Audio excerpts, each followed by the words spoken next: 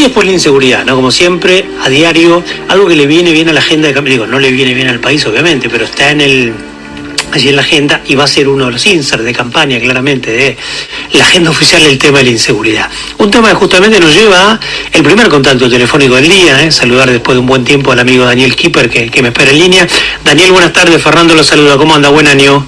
Buenas tardes, Fernando, ¿cómo estás? Buen año para vos también. Muy bien, muy bien. Bueno, gracias por atendernos antes que nada. Bueno, a ver, el gobierno, lo hemos hablado más de una vez aquí, creo que tangencialmente en alguna oportunidad con usted, no va a poder, obviamente, poner en el eje de la agenda, de su agenda de campaña, la economía, va a hablar de transparencia y va a hablar de seguridad, que es un poquito el tema que quiero llevarlo, con alguna controversia, pero con apoyo, salvando la distancia, como en el caso de Bolsonaro en Brasil, ciudadano en muchos casos, con digamos, a veces como anuncios medio panfletarios o de campaña, la compra de armas no letales, que se dice que beneficiaría nada más que el 0,3% de la fuerza de seguridad, la deportación de extranjeros, que afectaría al 0,05% de ellos, y también la tan mentada una vez más, esto es algo que se ha compartido con gobiernos anteriores, con propuestas de Massa y con el propio gobierno de Cristina de Kirchner, la baja de la imputabilidad de 16 a 15 años, un año.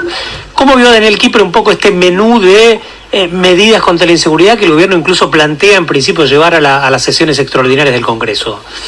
Lo veo con escepticismo, porque en verdad no hay un análisis profundo del problema de la inseguridad, de las causas, de la modalidad delictiva que genera esa sensación de incertidumbre en cada uno de nosotros, que es el delito pequeño, el arrebato callejero, a veces con armas, a veces sin ellas, a veces ejerciendo violencia y causando incluso muerte, porque también es un hecho que esto ocurre, sí. Pero no hay un análisis bien reflexivo y sereno. Lo que hay son, como bien lo decías vos, panfletos que los políticos utilizan para dar la sensación que les preocupa el tema, para generar en los oyentes y en los votantes esa sensación de que los están ocupando y preocupando por el bienestar ciudadano, cuando en verdad no lo hacen. Aquí lo que hay que analizar son primero las causas del delito y fundamentalmente de esta modalidad delictiva. Segundo, hay que analizar qué es el derecho y cómo se ejerce, y voy a detenerme en estos dos aspectos. Sin duda que el delito tiene diversas causas según la figura que se trate. No podemos comparar el arrebato callejero con el delito de cuello blanco, lavado de activos, contrabando, etcétera, que son figuras distintas. Sí. El arrebato callejero tiene lamentablemente una causa fundamental, que es la injusticia social que existe en nuestro país. Chicos que nacen y que están condenados a vivir sin educación, sin techo muchas veces, con padecimientos diversos, con hambre, y que llegan a la adolescencia sin futuro. Sí. Y ellos arriesgan su vida por una moneda, se toman la vida por una moneda, porque la vida de ellos tampoco vale nada.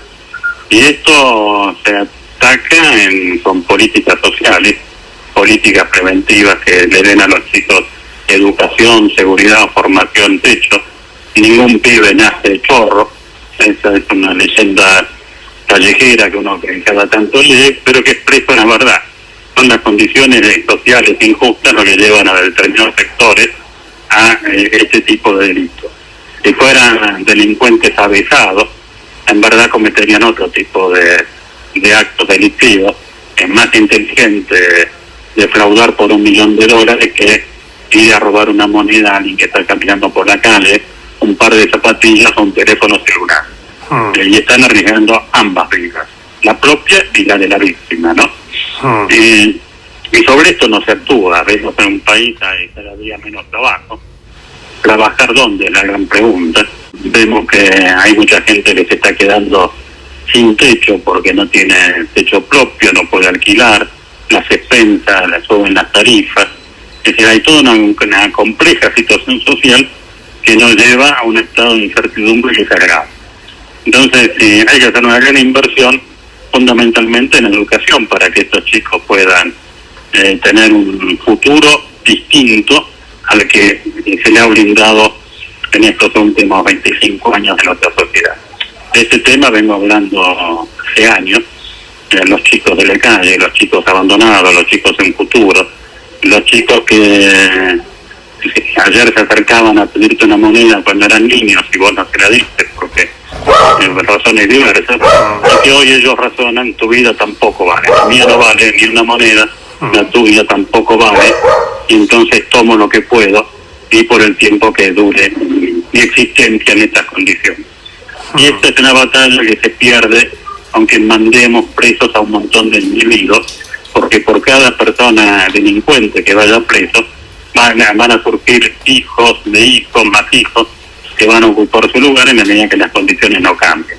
Hoy tenemos una sociedad que es una suerte de fábrica de delincuentes porque genera condiciones sociales adversas para que estos niños tengan un futuro. Y eso no se discute en la Argentina, y eso no se trabaja en una política social de contención y que le garantice comida, techo y educación a los chicos.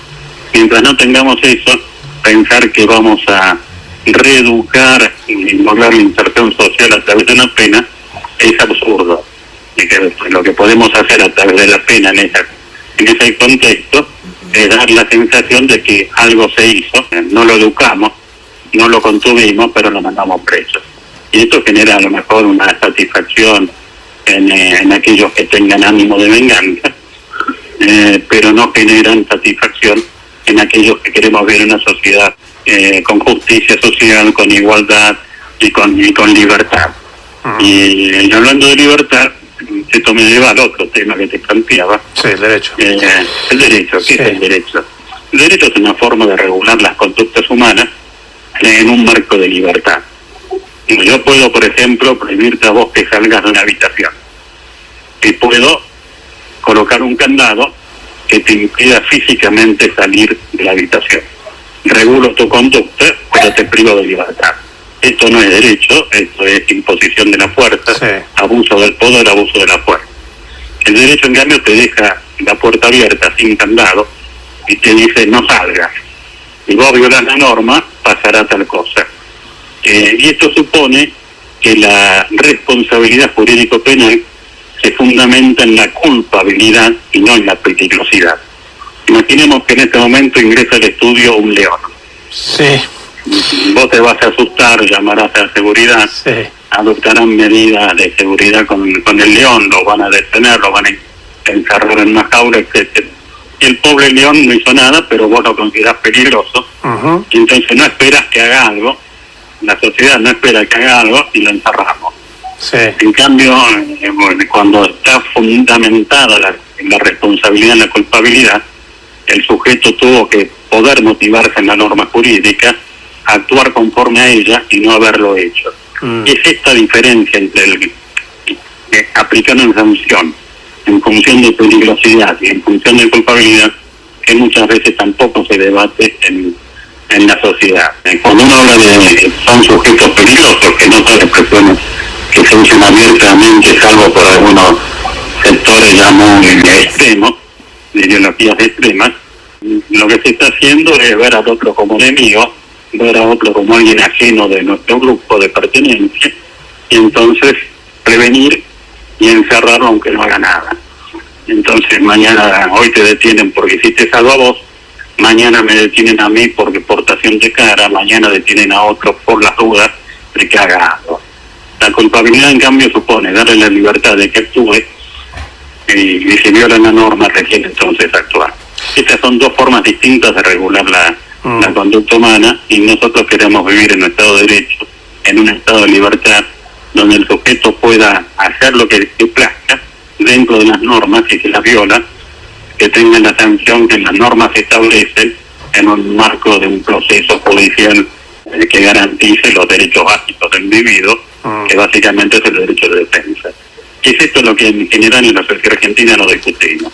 Uno escucha ciertas voces de opinión que dicen delinque hay que matarlo, delinque hay que mandarlo preso, se olvidan del juicio, se olvidan del derecho de defensa, se olvidan de la libertad, se olvidan de muchas cosas. Entonces, si queremos cambiar la sociedad, debatamos en serio, debatamos de manera responsable, Y esto es complejo en la Argentina, ¿sabes por qué? Porque los políticos no hablan de lo que ellos han analizado, estudiado y desarrollado como estrategia de cambio de futuro, sino hablan de lo que la gente quiere escuchar.